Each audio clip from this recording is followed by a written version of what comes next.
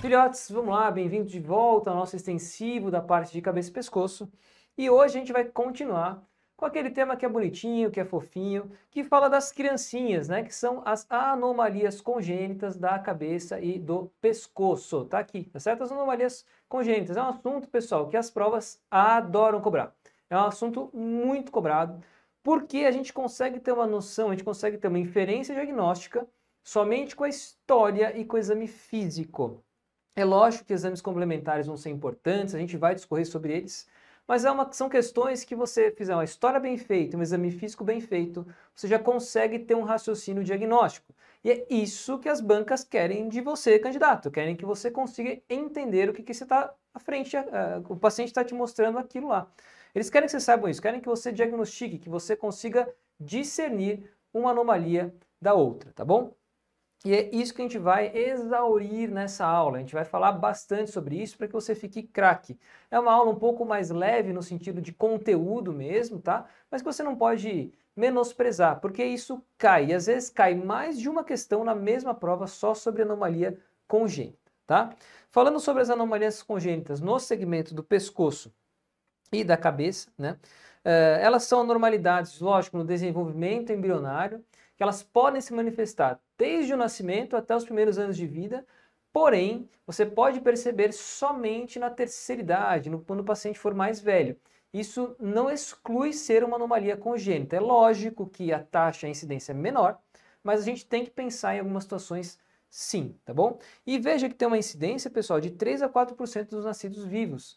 3 a 4% dos nascidos vivos vão ter alguma anomalia congênita relacionada à região cervical ou da cabeça. Isso não é desprezível, isso é muito comum, tá certo? Então a gente precisa sim estar ligado nisso daqui. E eu trouxe para vocês, nessa nossa conversa de hoje, as principais anomalias congênitas que a gente vê na CCP, tá? Cisto do ducto tireoglosso, que sem dúvida nenhuma é a mais cobrada, seguida de anomalias do aparelho branquial, linfangioma, hemangioma, cisto dermoide, costela cervical e torcicolo congênito. Existem outras? Existem outras sim, tá bom? Mas essas são as principais, é por isso que eu trouxe elas para vocês, são as que são cobradas em prova, tá? Vamos começar então uma questão para vocês terem uma ideia, né? Veja, a maioria dessas questões você já consegue ter sim um raciocínio. Independente da fase de vida que você esteja, você já viu algo semelhante. Mas a gente precisa refinar isso. Então veja, menino de 12 anos, 9 dias percebeu um caroço no pescoço sem queixa alguma. Era uma lesão de 1,5 centímetros na linha média do pescoço, acima da cartilagem tireoide, indolor, um pouco eritematoso amolecido que se elevava com a protrusão da língua. Qual a conduta terapêutica mais apropriada? Primeiro, você precisa perceber do que se trata essa lesão. Pessoal, essa lesão na criança, na linha média, acima da cartilagem tireoide, geralmente abaixo do ióide, que se eleva com a protrusão da língua, a questão está querendo te mostrar um caso de cisto do ducto tireoglosso, que é a anomalia congênita que mais se cobra em prova de residência, tá? O cisto do ducto tireoglosso, ele se forma como, né? Primeiro a gente precisa lembrar da embriologia da glândula tireoide. A tireoide, pessoal, ela vai se originar na base da língua, no assoalho da faringe, aqui atrás justamente desse Vzinho aqui, que são as papilas circunvaladas da língua, ou V lingual.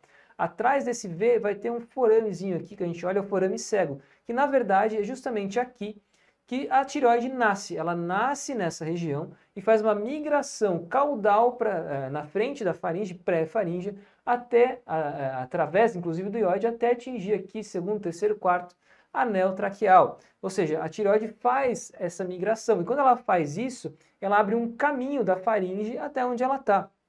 Ou seja, ela faz um ducto chamado ducto tireoglosso, tíreo da tireoide e glosso da língua. É esse ducto que sai da tireoide e vai até a base da língua, por isso que chama tireoglosso. É um trajeto que une a tireoide a esse forame que fica aqui depois, que chama forame cego, tá certo? Isso mais ou menos na quarta semana de vida. Depois disso, na quinta, 10ª semana de vida, depois que isso aconteceu, a tireoide fez esse trajeto do forame cego, passou aqui onde o ióide se forma, passa na frente da laringe, se posiciona aqui na traqueia, ocorre a obliteração desse ducto. E isso acontece de forma fisiológica, é o normal, é o natural. Você tem uma obliteração do ducto tireoglosso. Porém, pessoal, em algumas situações, esse ducto não se fecha por completo, você fica com uma bolsinha aberta aqui. E veja que essa bolsinha aberta é uma bolsinha com o epitélio da faringe, estava lá na base da língua, que é orofaringe, tá certo? A gente tem uma bolsa com epitélio faríngeo ali, secretando saliva, secretando secreção, enfim, muco, que pode fazer justamente esse cisto. Por isso que chama cisto do ducto tiroglosso quando isso não acontece.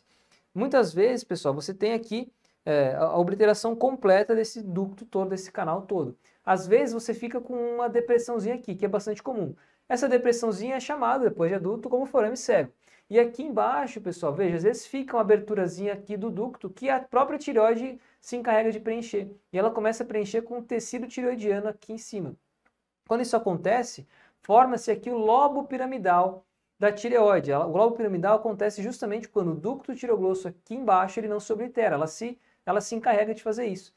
Em algumas pessoas isso acontece, em outras não. É por isso que o lobo piramidal da tireoide, lembrando da anatomia da tireoide lá atrás, ele é inconstante. Nas pessoas em que o ducto se oblitera até aqui embaixo, você não tem lobo piramidal. A partir do momento em que não se oblitera aqui embaixo, você vai ter o revestimento da tireoide com o lobo piramidal. Então, uma curiosidade para vocês, tá? O cisto geralmente acontece na metade aqui do caminho, quando não se oblitera nesse trajeto, tá bom?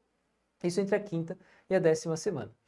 Aí você fala assim, tá bom, e onde é que fica geralmente o cisto? Pessoal, 75% dos cistos do ducto tiroglosso se encontram na linha média do pescoço, tá? E os outros 25% dentro de 2 centímetros da linha média. Ou seja, virtualmente todos os cistos se encontram na porção média cervical. Você não vai encontrar cisto do ducto tiroglosso em topografia lateral do pescoço. Isso é a primeira coisa para a gente saber da apresentação clínica dessa doença, tá? Geralmente é um nódulo assintomático. Ele pode ou não ser palpável, mas quando ele é palpável justamente na linha média, e que tem, pessoal, como grande fator, como grande pulo do gato, a mobilidade com a deglutição e a protrusão da língua. Veja, se é um ducto que liga a tireoide ou o próprio cisto à base da língua, é ducto tireoglosso, quando você tem a deglutição, quando você leva a língua para ter deglutição, quando você protrui a língua e põe ela para fora, todo o conteúdo dela vai junto, ou seja, esse cordão que está prendendo o cisto à língua também é puxado e o cisto sobe. É por isso que mobilidade com a deglutição e protrusão da língua virtualmente fazem aí o diagnóstico de cisto do ducto tireoglosso, tá? Veja que isso pode, eu já falei para vocês que ele é revestido por tecido faríngeo, tá certo? É a faringe que está lá, ou seja, você pode ter inflamação, você pode ter infecção desse cisto em casos de infecção de vias aéreas superiores, e muitas vezes inflamou e desinflamou tanto que você pode ter uma drenagem espontânea desse cisto. Não é infrequente, tá bom? Veja como isso acontece, né? Essa mobilidade com a deglutição e protrusão da língua. Eu trouxe um vídeo para vocês, uma paciente que tinha um cisto do ducto tiroglosso, e aí pedia para ela deglutir, para ela mexer, mobilizar a língua, e você via um cisto subindo e descendo. Você teve dificuldade de ver, não se preocupe, a própria paciente aponta para você onde que está o cisto dela, tá certo? Até ela já sabe onde está. Então repara que é muito nítido. Ah, eu fiquei na dúvida se ela... Não, cisto do ducto tiroglosso você não fica na dúvida, tá certo? É muito nítido essa protrusão, a elevação com a protrusão, tá certo? E para a gente fazer o diagnóstico, pessoal, veja, a suspeita clínica ela é primordial, tá certo? Ela veja que com a própria clínica você consegue já afirmar um diagnóstico quase que preciso. Podemos, se tivermos dúvidas, fazer um ultrassom. Geralmente a gente faz até, porque a gente pensa no tratamento que a gente já vai comentar. Mas a gente faz um ultrassom que vai ver um cisto, um nódulo anecóico, né? Um cisto com paredes finas, bem delimitadas. Podemos até pedir uma punção, tá certo? Que vem com conteúdo cístico. Pode vir epitélio colunar, epitélio estratificado. Veja, é um epitélio da faringe. Mas é essa lesão cística bem delimitada, bem irregular. Esse ultrassom aqui é daquela paciente que vocês viram o vídeo, certo? E aí, pessoal, para a gente fez o diagnóstico, como é que a gente trata? A gente trata somente com cirurgia. Não existe outro tratamento para cisto do ducto tiroglosso que não a cirurgia. E a cirurgia é a chamada cirurgia de Sistrunk, tá certo? Cirurgia de Sistrunk. A cirurgia de Sistrunk, relatada desde aqui dessa época, em 1920, foi o artigo que o Walter Sistrunk relatou justamente a anatomia, a embriologia toda e a cirurgia do cisto do ducto tiroglosso. Esse aqui é o artigo original dele. Consiste no quê? A cirurgia de Sistrunk? Na ressecção de todo o trajeto do ducto e da porção anterior do ióide. Você tira o cisto, você tira todo o ducto que tiver para cima e a porção central do osso ióide. Então veja, esse daqui saindo o cisto com a porção central do ióide, aqui estão os cotos do ióide reparados, e todo o trajeto do ducto, tá bom? Até a base da língua. Se você não entendeu essa imagem, eu trouxe para você fotos da cirurgia, tá certo? Aqui então, paciente com o cisto, a gente faz uma incisão na pele, acha, disseca, descola o cisto, está aqui descolado esse cisto. A gente acha que justamente acima dele o ióide, está aqui reparado o ióide, o cisto está um pouquinho abaixo do ióide. Achou o ióide com uma cisalha, com uma tesoura forte, a gente secciona aqui a porção central do ióide e leva junto com o cisto, incluindo toda a porção dele até a base da língua. Muitas vezes a gente pede para uma terceira pessoa colocar a mão dentro da boca, no forame cego, colocar lá por dentro, e por baixo do pescoço a gente consegue chegar e sentir o dedo da pessoa lá. A partir daí a gente clampeia esse ducto e tira para baixo, tá certo? Não precisa violar, né? A gente não precisa entrar na faringe, tá bom? Só até chegar próximo ali está ótimo. E você fala, tá bom, Felipe, mas eu não entendi essa questão do por que a gente tira o osso ióide, né? Qual que é a explicação? Pessoal, a explicação é que nessas semanas, na quinta, na quarta até a quinta semana ali de gestação, mais ou menos, o ióide também está se formando. Ele se forma dos dois lados para se encontrar no meio. Ele não é uma estrutura que já inicia no centro. Ele se forma dos dois lados e se une no meio, que é justamente o momento em que a tireoide está passando. Ou seja, muitas vezes esse ducto tiroglosso já está lá quando o ióide vai se formar. E ele se forma e abraça, muitas vezes, esse ducto. Ou seja, o ducto tiroglosso passa no meio da formação da parte central do ióide. Isso faz com que você tenha, muitas vezes, um cisto que entra no ióide. Você não acredita? Eu trouxe uma foto aqui de um cisto que foi retirado com osso ióide. Se você olha na frente, beleza, aqui está o ióide, aqui está o conteúdo do ducto e aqui está o cisto. Quando você vira ele, olha que interessante, é o cisto entrando no ióide, ele atravessa a porção central do ióide. Isso explica o porquê que a cirurgia de Sistrunk é muito boa. Evita ou diminui a chance de recidiva na grande maioria dos casos. Isso diminui até 5% a chance de recidiva de um cisto do ducto tiroglosso. Se a gente deixa essa parte do ióide, a gente está deixando o conteúdo. Deixa cisto, a gente deixa o ducto aqui e a chance de recidiva é enorme, tá bom? Por isso que a gente tira a porção central do osso ióide, tá? Veja, então, menino de 12 anos, 9 dias, percebeu um caroço no pescoço, sem queixa, aquela lesão, move a protrusão da língua. Qual que é a conduta terapêutica mais apropriada? Aquela nossa questão inicial, né? Excisão do cisto em bloco junto com a porção central do ocioide, cirurgia de Sistrunk, visto que isso é um cisto do ducto tiroglosso, tá bom? Outra questão quentíssima da USP caiu agora, em 2024. Homem de 65 anos, massa cística há 4 meses, na região cervical direita, realizou uma punção aspirativa por agulha fina, que evidenciou células epiteliais em meio a cristais de colesterol. Pessoal, quando a gente está falando de massa cística na região cervical direita, lateral, e a punção mostrou cristais de colesterol, isso aqui está muito relacionado, isso daqui é muito sugestivo de outra anomalia, que é a anomalia do aparelho branquial, mais específico, cisto branquial. Então, vamos falar de anomalias do aparelho branquial. Na quarta, ali a 7ª semana da gestação, acontece a formação dos arcos, sulcos e bolsas faríngeas, tá certo? Então veja, a gente tem 6 arcos branquiais pareados que vão formar no futuro as estruturas da face do pescoço, temos 5 sulcos ou fendas e 5 bolsas faríngeas, tá certo? Sulco ou fenda é a parte externa aqui é o sulco ou fenda faríngea, e a bolsa é a parte interna aqui do arco faríngeo, entre os arcos faríngeos, tá bom? Quando a gente olha aqui, começa a parear o primeiro, segundo, terceiro, quarto, quinto, etc., arco faríngeo, existe o crescimento do segundo arco, de anterior para posterior. Isso chama justamente o crescimento do segundo arco e vai formar um seio aqui, que geralmente ele oblitera. Quando ele não oblitera, existe ele fica um bolsão líquido aqui chamado seio cervical de His. Aí você fala, Felipe, tá bom, muito bonito o que você está falando, é muito legal essa imagem, entendi que tem os arcos lá que forma a face, mas eu confesso que eu nunca entendi esse desenho, eu não tenho nem ideia o que está acontecendo o quê, aonde que existe isso, onde que isso se encontra no embrião. E eu trouxe para você aqui a figurinha do embrião, para te facilitar a vida.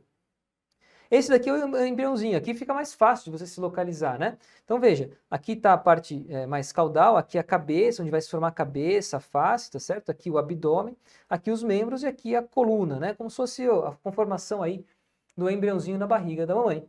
Quando a gente faz um corte, pessoal, nessa região assim, a gente faz um corte assim, tangenciando a cabeça do embrião, faz um corte dessa maneira e vira esse embrião para cima, isso que a gente cortou, a gente consegue olhar de cima assim, a gente tem exatamente essa figura. Aí fica fácil de você entender.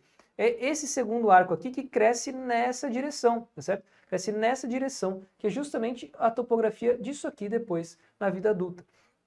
Esse segundo arco que faz essa migração para cá, e quando forma um seio aqui, começa a formar as anomalias do aparelho branquial, tá certo? Olha aqui a evolução para você ver. 29 dias, aqui a gente tem aquela conformação. Depois de 30 até o 40º dia, mais ou menos, acontece essa migração, esse fechamento do arco branquial em cima das fendas, para a gente ter justamente um pescoço sem guelras, né? A gente não tem guelra aqui, a gente não tem brânquias aqui, a gente tem um pescoço sólido, firme, tá bom? Isso acontece por conta da migração aqui do segundo arco. Mas, às vezes, esse segundo arco falha em fazer isso, e é daí que vem as anomalias do aparelho branquial. E quais são as anomalias do aparelho branquial? Eu conheço só o cisto, né? Não, existem outras também. E veja, o cisto realmente é a mais comum, 75% das anomalias são cistos branquiais, nódulos císticos sem abertura. Mas a gente também pode ter sinos e também podemos ter fístulas, tá certo? Fístula, inclusive, 25%. Sinos é mais raro, sino isolado. O sino é uma abertura, pode ser interna ou externa, e pode ter um cisto na ponta. É como se fosse um túnel, assim, com um fundo verdadeiro, né? Você tem um túnelzinho que acaba, um fundo cego. Pode ter até um cisto ali no final, mas é um fundo cego. Isso é um sinus. Geralmente, esse sinus ele é pré-auricular. Ou uma fístula, quando você tem uma abertura interna e externa, você comunica a pele com a faringe, isso acontece também. Aqui uma imagem para vocês entenderem de forma mais fácil. Veja, o cisto, quando ele está só o bolsão aqui, quando aconteceu essa migração e ficou só o bolsão aqui de cisto, você pode ter o sinus, que é só uma comunicação com um fundo cego, interno ou externo, tá vendo aqui interno e aqui externo, pode acontecer isso, geralmente ele está nessa topografia, pré-auricular, ou você pode ter uma fístula, que é uma abertura da pele com a faringe, a comunicação. Isso tudo, pessoal, pode ser desde aqui da região pré-auricular até aqui embaixo no pescoço, tá certo? Isso varia. Geralmente, aqui é uma anomalia do primeiro arco branquial, aqui do segundo arco e aqui do terceiro arco. Você pode ter essa variedade de manifestação, tá certo? Quando a gente fala do segundo arco aqui, que é o mais comum, é justamente esse cistão aqui, a gente fala do segundo arco branquial, geralmente está anterior ao esternocleidomastoideu e o cisto fica interior aqui, fica mais medial para dentro do esternocleidomastoideu. Uma massa nessa região que fistuliza para anterior aqui à borda do esternocleidomastoideu é muito comum do cisto e de anomalia do aparelho branquial. O diagnóstico, vocês viram, pode ser a clínica, a história clínica, o exame físico consegue já te direcionar para fazer esse diagnóstico, mas aqui a gente eventualmente precisa de exames complementares, né? Até porque lembra que a gente tem diagnósticos diferenciais neoplásicos importantes aqui, de massas laterais císticas. Então a gente vai fazer sim a ultrassonografia, muitas vezes a gente vai pedir a punção aspirativa por agulha fina, e aí aqui é como a gente viu na questão inicial, né? Cristais de colesterol é praticamente patognomônico de anomalia do aparelho branquial, de cisto branquial. Você ter cristal de colesterol na PAF prediz para a gente a chance alta de ser cisto branquial, tá bom? Às vezes você vai ter também uma dúvida se aquilo lá tem algum trajeto, se aquilo lá é uma fístula, é um sinus, você pode empregar a fistulografia, a injeção de um contraste, por exemplo, pelo sinus ou pela fístula que você acha, fazer uma imagem contrastada e seguir para saber onde é que está, até onde que vai essa fístula para programar o tratamento que é eminentemente cirúrgico, tá certo? A gente faz a excisão cirúrgica como tratamento principal, tanto do cisto quanto de todo o seu trajeto. Se a gente deixa, uma parte do trajeto, a chance de recidiva é enorme. Aqui está na verdade, uma produto de punção com os cristais de colesterol em meio ao material do cisto, tá bom? Para lembrar vocês que viu essa situação aqui numa prova, numa questão, cristais de colesterol, ele está querendo dizer para a gente que a gente está frente a um cisto branquial. Maravilha? Dá uma olhada. Homem, 65 anos, massa cística 4 meses na região cervical direita, PAF com citologia que evidenciou células epiteliais em meio a cristais de colesterol. Aquela questãozinha da USP, né? Cristais de colesterol, massa lateral cística, o que ele está querendo dizer para a gente? É um cisto branquial. O tratamento envolve a ressecção da massa e ligadura próxima à saída na orofaringe. Então, dá um cuidado. Conseguiu identificar isso daqui, fica fácil a questão. Outra, USP de 2020, jovem de 15 anos, aumento do volume na região do triângulo posterior do pescoço, agora é aqui atrás. A lesão ocupa todo o triângulo subclávio, bastante elástica e com transiluminação evidente. Qual que é o diagnóstico mais provável? Pessoal, vejam que questão de congênita, a gente tem que procurar palavras-chave. Palavras-chave. Massa, assim, muitas vezes em crianças, pode não ser, mas muitas vezes é. E palavras-chave, transiluminação evidente, pessoal, diz pra gente a chance de ser um linfangioma. Pessoal, linfangioma, que é uma anomalia congênita da linhagem linfática, dos vasos linfáticos do pescoço, certo? É uma dilatação dos vasos linfáticos com baixo fluxo vascular. Geralmente eles são percebidos no nascimento, geralmente no nascimento e mais baixo. Essa criancinha até tem uma região do pescoço mais alta, porém geralmente ele é mais baixo, tá certo? E os linfangiomas, eles podem ser classificados de acordo com o seu tamanho. Ele geralmente é classificado como macro ou microcístico. Macrocístico é quando essa bolsa, essa massa tem mais do que 1 centímetro. O sinônimo para isso daqui, para um linfangioma macrocístico, é higromacístico. Por isso que muitas vezes vocês vão ver quase que como sinônimo. Mas a rigor, o higromacístico é um linfangioma macrocístico, ou seja, um linfangioma que tem um tamanho maior do que 1 centímetro. O linfangioma microcístico, quando ele tem menos de 1 centímetro, também é denominado linfangioma circunscriptum, tá certo? Esse é outro nome para quando ele é pequenininho assim. Ou ele também pode ser misto, né? Ele pode ter um componente macro e microcístico na mesma lesão, tá? Como é que ele se apresenta, né? O macrocístico, pessoal, veja, é o higromacístico que a gente está habituado a ver nas provas, tá? Geralmente eles perguntam já exatamente disso aqui, do macrocístico. Uma massa translucente, pouco delimitado com a pele normal. Isso daqui é a apresentação clínica de um macrocístico. Veja que é um cistão aqui. O microcístico é um conglomerado de vesículas, veja, translucentes ou hemorrágicas, pode ser até hemorrágica, como esse caso aqui. Aqui, pessoal, é mais difícil. Veja que os bolsões eles são bem menores. Se a gente cortar, ver a histologia é bem menor. Apresentação do macro com o microcístico. Então, toma cuidado. Higromacístico é este daqui. O quadro clínico varia bastante. Ele pode ser desde quadro clínico assintomático, lesões pequenas ou lesões que não comprometam, não comprimam nenhuma outra estrutura nobre, desde lesões orais, cervicais, faríngeas, orbitárias, inclusive, depende de onde que está. Veja, onde a gente tiver vaso linfático, você pode ter um linfangioma.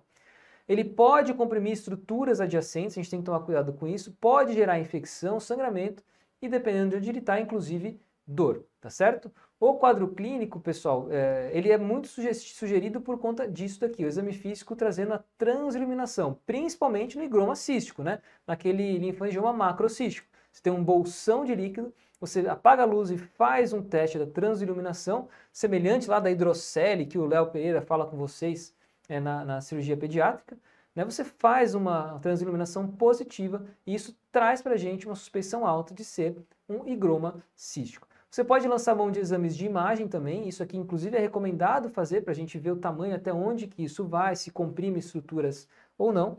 E na dúvida também podemos empregar a PAF, a punção aspirativa por agulha fina.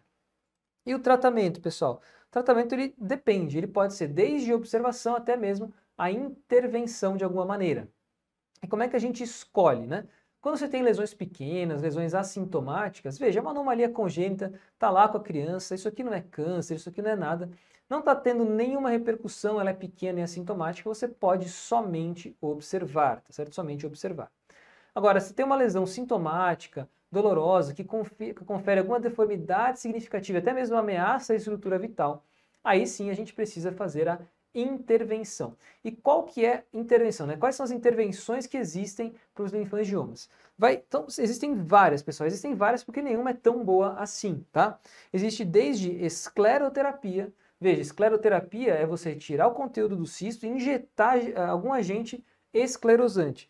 Geralmente se usa a bleomicina ou esse componente aqui, o OK432, também chamado de picibanil. São agentes esclerosantes bastante usados no linfangioma, tá bom? Até, veja, laser terapia com CO2, interferon alfa, propranolol, várias medicações, até chegar na excisão cirúrgica. A excisão cirúrgica, pessoal, ela é feita, mas ela não é muito boa. Ela tem uma alta taxa de recorrência, justamente pela dificuldade de se ressecar a lesão por completo, tá? Então tem que lembrar que o linfangioma, ele tem diversos tipos de tratamento. Veja que eu não estou nem colocando os tipos. Eu estou falando de modo geral os tipos de tratamento que a gente tem contra o linfangioma. Isso aqui, inclusive, pessoal, foi uma pergunta que caiu quando eu fiz prova de residência. Quando eu fiz prova de residência, existiam duas fases. Existia a fase prática, a fase de multimídia, e eles davam um caso justamente de higroma cístico, e eu tinha que falar por escrito algumas opções de tratamento para o linfangioma. Então, veja que é algo que sim é cobrado, e é cobrado já há um bom tempinho. Agora veja, são várias as alternativas. Será que elas são boas para todos? E a resposta é não, não são boas para todos. Depende. O tratamento ele depende do que é. Se é um tumor, se é uma lesão macro ou microcística. Veja, eu apresentei todas para vocês, mas varia em relação ao tamanho, né? Lesões maiores são tratadas de uma maneira, lesões menores de outra. Quando eu falo de tumores ou de lesões macrocísticas, linfangiomas macrocísticos, pessoal, aí veja, a gente pode tentar fazer um tratamento menos invasivo inicialmente. Aqui, de novo, quando a gente tem uma lesão que seja sintomática ou que esteja comprimindo, respeitando aqueles critérios anteriores, né? A gente indica o tratamento. Inicialmente, a gente pode tentar fazer escleroterapia. Tem resultados muito bons, pessoal, tem resultados muito bons. Ah, não é possível, não tem ninguém que faça, esse paciente não tem acesso, aí então considera essa cirurgia. Muitas vezes aqui, infelizmente, no SUS é o que a gente tem, mas a gente pode considerar a escleroterapia inicialmente sim. A gente faz isso geralmente quando você tem uma lesão pequena e bem localizada e sem a necessidade de escleroterapia, tá certo? Quando a gente tem um tumor, assim, uma lesão nas fases iniciais e que você conseguiria ressecar esse tumor facilmente com cirurgia, ótimo, a gente pode fazer também, a gente considera a cirurgia antes do tratamento de escleroterapia, certo? E a gente tem que pesar, pessoal, pesar a extensão da cirurgia em relação à deformidade. Quando ela é fácil, no pescoço, facilmente acessível, é ótimo. Mas às vezes o paciente tem o linfangioma, por exemplo, na órbita. E aí? Aí é muito mais complexo, a decisão gira em torno de várias especialidades, não só de uma, tá certo? E quando ele é microcístico? Microcístico é mais complexo, o tratamento é sempre mais difícil, tá bom? Porque, veja, são vesículas pequenas, muitas vezes bastante disseminadas. A gente considera o tratamento quando? Quando o paciente é sintomático ou então quando ela é facilmente acessível, o que não é comum, né? O comum é não ser facilmente acessível. Opções que a gente tem: laser de CO2, ablação por radiofrequência, sirolimos, escleroterapia, aí são várias, mas veja, todas elas ruins também. Lembra que o microcístico são geralmente várias vesículas pequenininhas espalhadas ao longo de uma região. Então, é algo bastante ruim. A próxima anomalia que a gente vai falar é o hemangioma. Hemangioma, pessoal, é uma anomalia mais comum do que você imagina, tá certo? É a anomalia vascular mais frequente em crianças. Tem uma incidência bastante elevada. Vocês veem isso aqui geralmente com o pessoal da cirurgia plástica, né? Então veja, existe uma formação vascular, né, um tumor vascular de pequenos vasos, inicialmente uma fase proliferativa, mas que veja, depois de um tempo acontece uma taxa de involução espontânea. É lógico que a maioria dos tumores não são deste tamanho, a maioria dos hemangiomas não são desse tamanho. Muitas vezes você tem hemangiomas muito pequenininhos, é por isso que depois da fase de involução você não vê e as pessoas nem lembram que tiveram isso. Muitas vezes ele é subdiagnosticado por causa disso também, certo? Isso aqui é um caso, lógico, extremo, mas lembrar que ele tem essa fase de involução, tá bom? Que é espontânea. O diagnóstico, aí que sim é clínico, né, pessoal? Aí não tem muito, quando é algo assim, escancarado na pele, na língua, na boca, que você vê, é clínico. Mas, às vezes, esse hemangioma ele é mais interno, você não consegue ver. Se você tem a suspeita, você vai fazer ou uma ressonância magnética ou até mesmo uma angiografia seletiva. Você vai fazer angiotomografia, você vai fazer exame direcionado a vaso sanguíneo, tá bom? E o tratamento, pessoal? E o tratamento depende do tamanho, da localização, da morfologia, da idade, depende do crescimento da lesão ou não. E veja que existem diversos tratamentos. Por que existem diversos? Porque nenhum é bom. Todos os tratamentos são muito ruins. A nossa sorte é que o hemangioma tem aquela fase de involução. Então, geralmente você observa, porque a maioria tem resolução espontânea. Ah, não melhorou, passou o tempo, não melhorou, ou pelo contrário, né, piorou, aí sim você vai propor algum tratamento. Desde tratamentos orais, tipo beta-bloqueador, tá certo? Corticosteroides sistêmicos, interferon, até a excisão cirúrgica nos últimos casos, que também não é bom, principalmente em doenças mais disseminadas, tá bom? Mas você tem diversos tipos de tratamento, mas lembrar que a maioria deles regride, tá bom? Então espera, a gente não vai correr, não vai colocar o carro na frente dos bois, a gente precisa tomar bastante cuidado e ter bastante calma no manejo do hemangioma. Outra doença congênita, e essa aqui eu aposto bastante de cair, pessoal, porque ela pode dar várias confusões, é o cisto dermoide, tá certo? É o cisto dermoide. O cisto dermoide representa 25% das anomalias congênitas da linha média do pescoço. Geralmente você não escuta falar dele, mas ele ocupa uma posição bastante relevante dentre as anomalias congênitas. O cisto dermoide ele acontece nas linhas embriológicas de fusão, pessoal. É um cisto que está justamente onde a pele ou a formação da face acontece.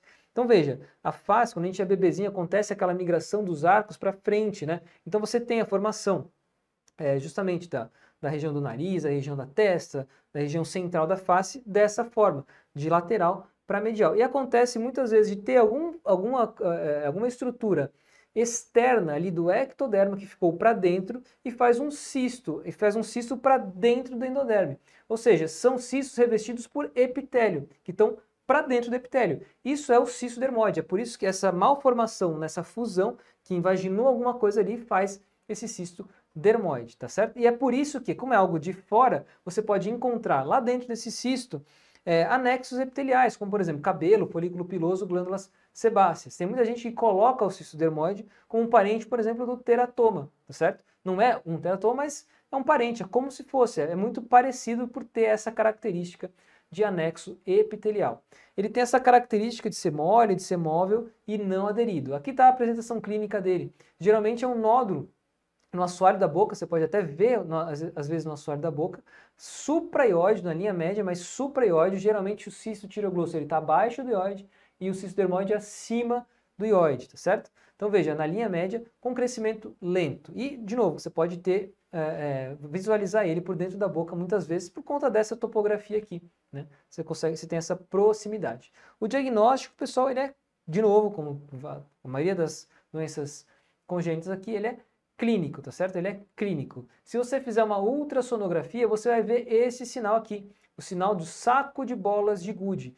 Esse saco de bolas de Gude é por conta do seu conteúdo. Você vai ter conteúdo de anexo epitelial e você vai ter essa representação de imagem, tá certo? Veja que a tomografia vai apresentar justamente o cisto na topografia acima do ióide, nessa região, o cisto dermoide, tá? A punção, se você puncionar esse cisto e analisar a citologia, você vai ter conteúdo mesodérmico ou epitelial. E o tratamento também só tem um, que é a cirurgia. Veja, excisão cirúrgica de todo o cisto. Quando você faz isso, você vai ter um cisto com a parede bem delimitada, o epitélio escamoso estratificado, que é como se fosse o epitélio externo da ectoderme, e pode conter, veja, folículo piloso, glândulas sebáceas, justamente no conteúdo do cisto, né? Como se fosse um teratoma.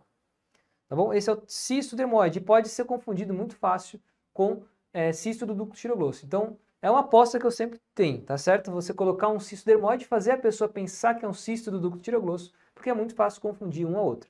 A diferença, o cisto dermoide não mexe com a protrusão da língua, tá certo? Outra questãozinha, USP 2020, jovem de 12 anos, nódulo endurecido no triângulo posterior, 1,5 centímetros, veja, fixo, é um nódulo fixo no triângulo posterior do pescoço.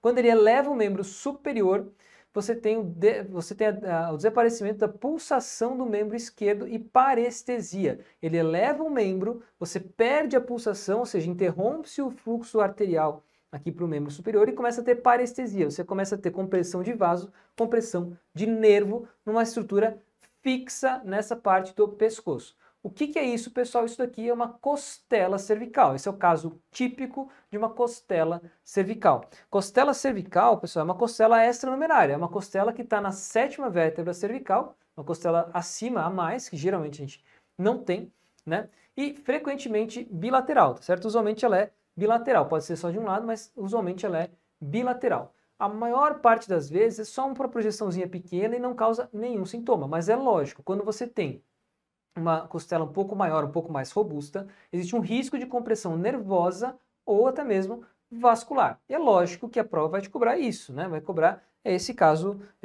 extremo. O quadro clínico da costela cervical varia, né? Desde assintomáticos até mesmo a dor aguda em peso, mas ele tem essa característica, uma irradiação para ombro, pescoço, o membro superior e tórax, principalmente quando você eleva o membro superior. Você elevando o membro superior, você tem uma compressão mais acentuada das estruturas, é um estreito pequeno que tem ali, você tem uma compressão mais acentuada de estrutura vascular e nervosa e pode ter parestesia, você pode ter redução do fluxo sanguíneo, que é como a questão mostrou pra gente, tá bom? É o quadro típico da costela cervical. O diagnóstico, pessoal, ele é clínico, veja, você palpou, fez essa semiologia, diagnosticou isso, ótimo, tá lá. Mas você pode comprovar que seja uma costela cervical, desde uma tomografia computadorizada, tá aqui até com a reconstrução 3D da costela cervical, mas também, veja, uma radiografia simples de tórax ou de coluna cervical, você já consegue diagnosticar também o sinal do índio aqui, a setinha dos dois lados, mostrando a costela cervical, tá certo? Veja que, eu não tenho disponível uma tomografia onde eu trabalho. Radiografia simples, ela é suficiente para isso, tá certo?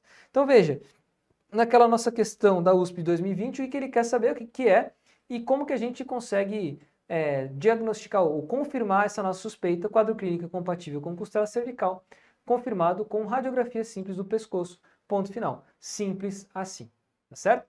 O tratamento da costela cervical, ele varia também, varia de acordo com a sintomatologia do paciente. Se você tiver sintomas leves, o paciente, só um pouco de incômodo, fisioterapia em cima dele. Faz fisioterapia que resolve. Sintomas mais severos, se tem uma debilidade funcional, aí é diferente. Aí você vai fazer a cirurgia, que consiste na ressecção dessa costela e escalenotomia. Veja que não é uma cirurgia tão inócua assim, é uma cirurgia um pouquinho mais trabalhosa, um pouquinho mais mórbida. Sorte é que a maioria dos pacientes tem ou não tem sintomas ou tem sintomas leves que a fisioterapia já resolve, tá bom? Lactente de 3 meses, USP 23, lactente de 3 meses com nódulo cervical à direita. Nódulo é palpável no nível 2 à direita, junto ao músculo esternocleidomastoideu. Ele é um nódulo endurecido, pouco móvel, medindo aproximadamente 2 centímetros. O ultrassom mostra uma lesão no músculo esternocleidomastoideu, compatível com fibromatose coli. Qual a principal hipótese diagnóstica? Pessoal, ele já disse pra gente o que é fibromatose coli, tá certo? É justamente uma fibrose ali da região muscular do pescoço. Isso aqui é um quadro de torcicolo congênito, certo? É um quadro clássico de torcicolo congênito. O torcicolo congênito, pessoal, é uma alteração justamente da musculatura do pescoço que faz com que o bebezinho tenha essa atitude aqui, uma atitude anormal e permanente da cabeça em relação ao ombro. Ele fica viradinho assim, certo? Geralmente é no esternocleidomastoideu. Externo, que está aqui no externo, cleido, clavícula, mastoideu, mastoide. Você tem um músculo que prende clavícula externa e mastoide, você tem uma contratura desse músculo, o que acontece? Você aproxima a mastoide do externo, é por isso que você vai ter essa atitude anormal da cabeça em relação ao ombro, tá bom?